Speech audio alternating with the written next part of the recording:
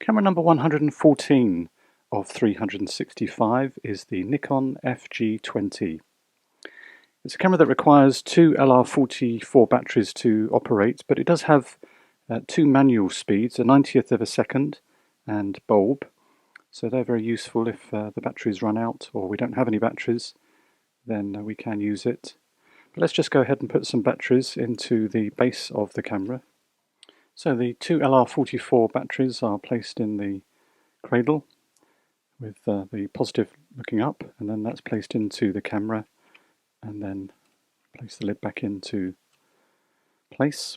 Notice there's a tripod mount just to the left of where I'm screwing the battery chamber.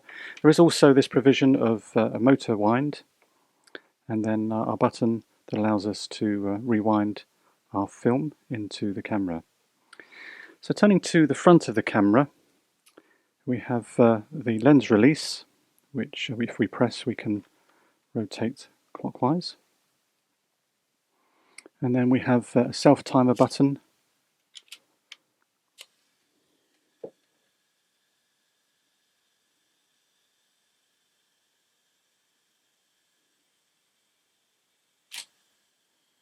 As you notice, the mirror is moved out of the way during the duration of the self-timer.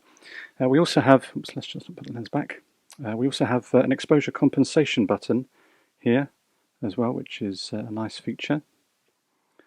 So let's just put the lens back on. Notice it's a 50mm, one of my favourite lenses, the 50mm 1.8 Nikon. Turning our attention to the top plate of the camera now.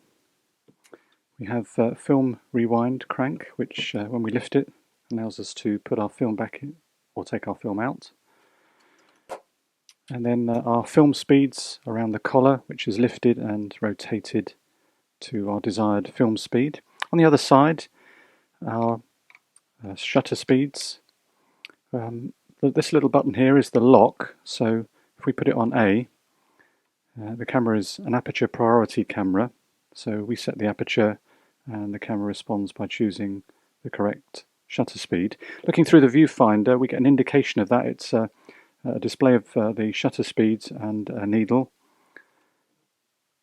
And then if we move it to off that, we have to press the button, and then we can go into manual mode where we can choose aperture and shutter speeds. And the meter works in that mode as well. Just a note on the meter.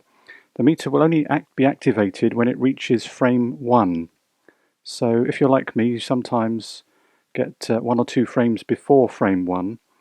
Then the camera resorts to 1/90th of a second.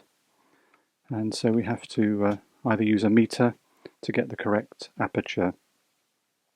So note to user.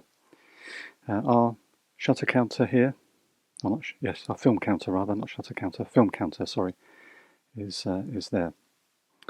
And our shutter button, which also has provision to screw a cable release.